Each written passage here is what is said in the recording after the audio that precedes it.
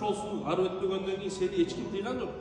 Бул жакта сенин ошол орозого болгон бул орозо ушул жеке чейин болуш керек, суу мага өткөртпөш керек деп адал нерсе дагы өтпөй атат да.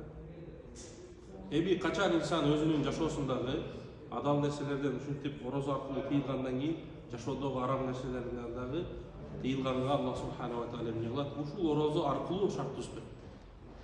Анткени орозо кармоо менен адамдын нафсы тарбиялык. Нафсты кечке намаз окуу менен, кечке зикир кылуу менен, башка нерсе менен тарбиялоо мүмкүн эмес экен. Эң мындайча айтканда оор сокку ура турган нерсе бул ашказан аркылуу болот. Качан бир аз инсан ачка болуп, бир аз чаңкап, бир аз кыйналгандан кийин ал нафс эми зикир кылсаң ышыракка болуп баштайт. Эми Куран окусаң көбүрөөк таасир эте баштайт экен. Эми ошол Аллахтын улуттугун ошондой бир баяндарды уга турган болсоң эми таасир эте баштайт экен да. Башка күндөрдө эле курсактоп кезде ал нерсени уккансың, курсактоп кезде башка нерселерди кылгансың, бирок жанагы кездеги таасир ал эмне орозо менен камтылган экен. Эми ушундай күндөрү бардыгыбыз бир эле максатта жыйналдык да. Бекте эмне максат? Максат ошол ынтымак эле болсун. Ар кайсы жактын мисалы жигиттери бир дасторконго отуруп ушундай бир жакшы бир тилектерди, жакшы бир максаттарды ортого коюп ошонун үстүнөн талкуулоо максатта Аллах расулу үчүн чогулдук деп ниет кылабыз. Ал эми качан адамдар Аллахтын расулу үчүн чогула турган болсо, аларда андан башка эч бир кызыкчылык чогулткан жок. Ошол биз ушундай Аллахтын расулу үчүн жыйналып атабыз деп таркаганда ошондо пештеген жарыяндар. Эй адамдар, силердин күнөөңөр кечирилди.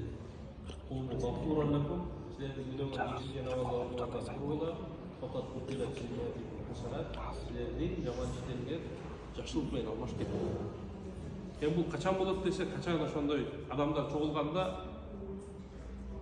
дайым эле Аллахты эстеш кыйын экен да. Өткөн кеткенди эстейт экен, бир тамаша болот, башка болот. Бирок качан ошондой жыйналышта Алланын аты эскерилип, пайгамбарга салам айтылып кала турган болсо, анда бул жыйналыш эртеңки күнү биздин Алланын алдында жүзүбүздүн жарык болушуна себеп болуп калат. Ошол себептен биз ошол бул жакта ойлоштуруп атат, Аскарга башчылыгыбызды айтабыз. Ошол ооз ачуу аркылуу деле бир аз ушундай сөз укканга мүмкүнчүлүк пайда болуп калат. Жалпы эле мусулмандын пайгамбар саллаллаху алейхи вассалам айткан, учурашкандан колу ажырап кеткенге чейин, же болбосо кучакташ учураштуу, ошол денелер ажыраганга чейин күнөөлөр кечирилет деген. Эми бул жөн эле бир учурашуунун фазилети ушундай. Бир дасторконго отуруп, ошондой бир Аллах кол сурашып, мынтип отурганда Аллах субханала ва тааля андан дагы жогорку нерселерди. Ошол Аллах субханала ва тааля орозолорду кылган жакшылыктарыбызды, аракеттерди, бүт амалдарды кабыл кылсын, кийинки Рамазанга дагы жеткирсин. Bundan daha жакшы иштерди кылганга Аллах субханала ва тааля барыбызга мүмкүнчүлүк берсин.